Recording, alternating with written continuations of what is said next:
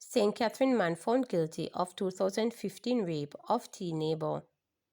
A St. Katherine man was found guilty of the rape of his then 15-year-old neighbor. The 58-year-old was remanded for sentencing in the St. Catherine Circuit Court on September 9. The court had evidence that on February 11, 2015, the man invited the then-teen girl over to his house and raped her.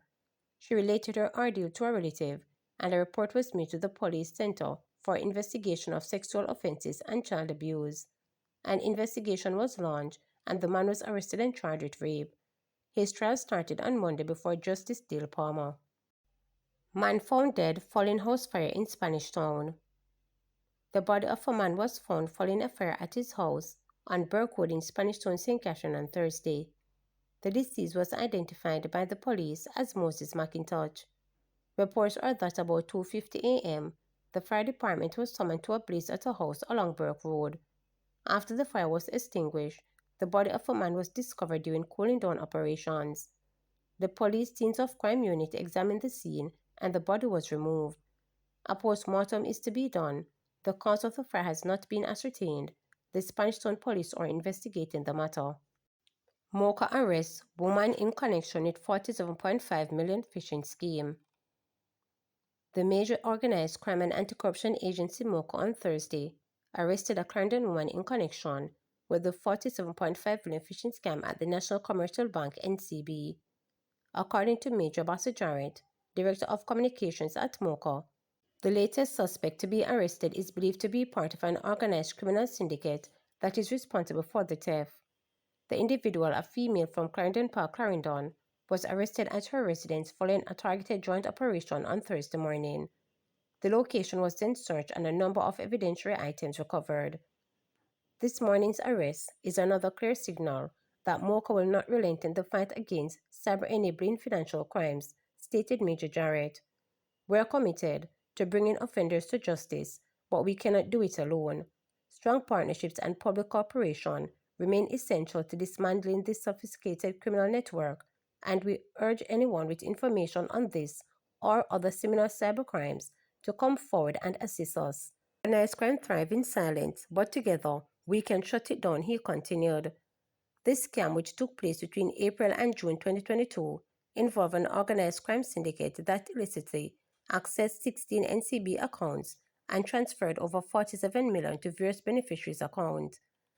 Major Jarrett continued to encourage members of the public to remain vigilant in their online activities and to report any suspicious activities involving financial transactions to the agency's tip line at 888 MOCHA TIP.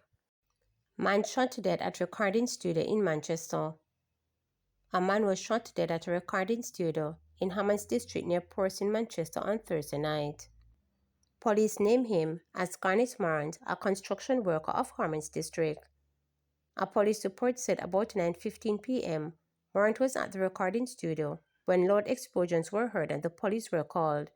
He was subsequently found suffering from multiple gunshot wounds to his upper body. Marant was pronounced dead at hospital. 3 people have been shot by gunmen in Manchester over the past 4 days. 2 of the gunshot victims died.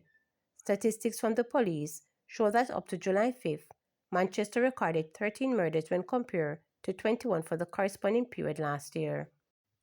Teacher charged obtaining money by false pretense.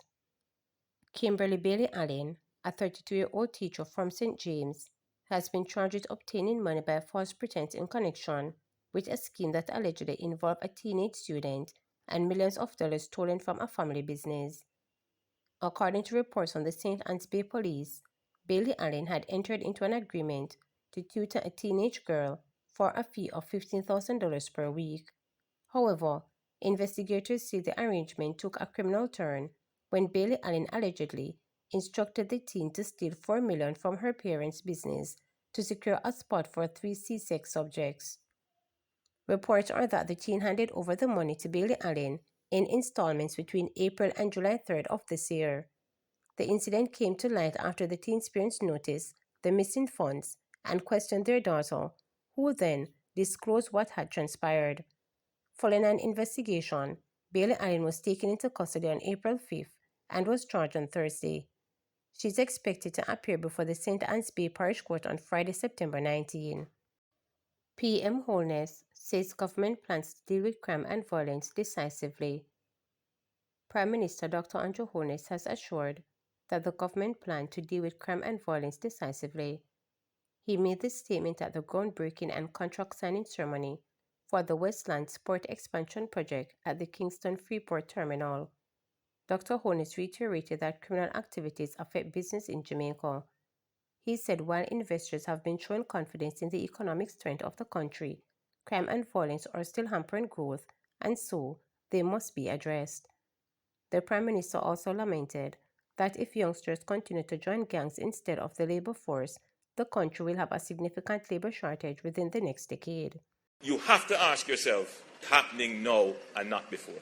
Why is it that our friends from KFTL are willing to invest now and it didn't happen 10 years before that, 10 years before that, 10 years before that, 10 years before that? It's happening now because we are providing the economic stability and we are showing very clearly that this government intends to deal decisively with the crime and violence issue.